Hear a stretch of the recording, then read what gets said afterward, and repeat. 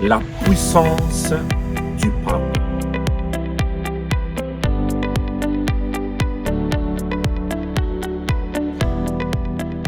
Shalom, shalom.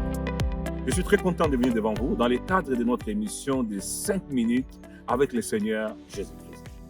Et j'aimerais vous parler sur quelque chose qui est vraiment très, très important, dont je suis en train de faire beaucoup de débats avec beaucoup de frères et sœurs sur la question sur la puissance du pardon. J'aimerais te parler sur le pardon. Peut-être que tu es là, tu te poses beaucoup de questions par rapport aux offenses, tu te poses beaucoup de questions par rapport aux personnes qui n'arrêtent pas de t'offenser. Peut-être que c'est la même personne qui t'offense tous les jours. Peut-être que tu es là, tu as gardé rancune envers ton père. Peut-être que tu ne veux pas pardonner à ta mère. Mais j'aimerais dire quelque chose qui est très important. Des fois, nous oublions qu'un offensé peut devenir un offenseur.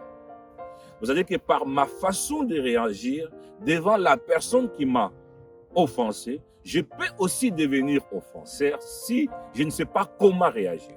C'est vrai, j'ai été blessé par ma mère. Est-ce que c'est le synonyme que quand ma mère m'appelle, que je refuse de lui répondre au téléphone?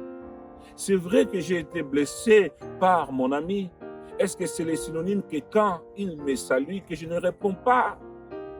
Soit je fais le choix de pardonner, soit je fais le choix de ne pas pardonner. Mais si tu ne pardonnes pas, rassure-toi que tu peux devenir aussi offenseur par ton attitude. Imagine-toi si c'est une personne qui vit avec toi, dont tu refuses de pardonner. Mais maintenant, la façon que toi tu vas réagir, tu peux aussi lui blesser, sans se rendre compte. Voilà pourquoi j'aimerais dire à quelqu'un qui est en train de me suivre, le pardon, c'est un pouvoir qui libère.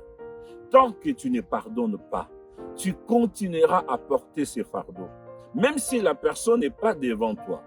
Mais si tu entends le nom de la personne, ou bien si la personne passe devant toi, je te promets que l'offense automatiquement montera sur la surface. C'est ça, tu vas te rendre compte que le fait que tu n'as pas pardonné, chaque fois que tu vois la personne qui t'a offensé, tu ressens la même douleur que tu as ressenti le jour où elle t'avait offensé. La question que j'aimerais te poser cet après-midi, jusqu'à quand tu garderas ces problèmes? Et en plus, dans Matthieu chapitre 5, le verset 23, on nous dit, avant de donner ton offrande, si tu te rends compte que ton frère a un problème envers toi, laisse d'abord ton offrande, va te réconcilier. Mais jusqu'à quand tu garderas cette colère? Jusqu'à quand tu resteras avec ces problèmes dans ton cœur? Peut-être le Seigneur veut faire des choses dans ta vie. Quand je dis que le pardon, c'est un pouvoir qui libère, vous savez que peut-être Dieu veut libérer quelque chose, mais cette guérison, cette solution, ces problèmes se manifestera peut-être si tu libères les pardons. J'ai vu quelqu'un qui ne voulait pas pardonner. J'ai dit, est-ce que tu peux répéter la prière de notre Père avec moi? Et la personne a répété la prière de notre Père. Notre Père qui est aussi, que ton nom soit sanctifié. Quand elle est arrivée, la phrase que nous disons, pardonne nos offenses, comme nous pardonnons aussi à ceux qui nous ont offensés.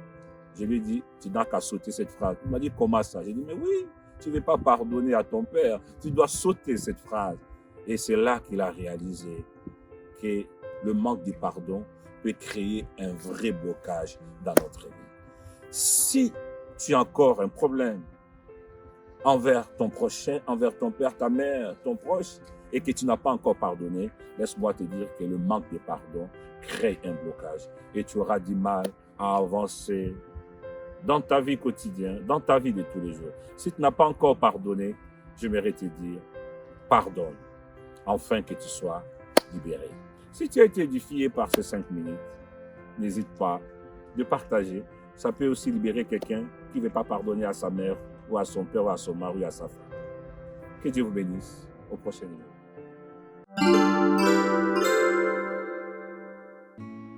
Si vous habitez Angers, les environs, je vous invite dans notre culte de dimanche. Nous sommes là dès 10h à midi pour adorer, célébrer l'Éternel. Et le vendredi, nous avons un temps d'enseignement. Le mercredi, nous avons un temps d'intercession. Si vous êtes là, ou même si vous êtes des passages, n'hésitez pas de venir passer des moments forts avec nous autour de la parole, autour de l'adoration, autour de louanges, autour des partages. Que Dieu vous bénisse.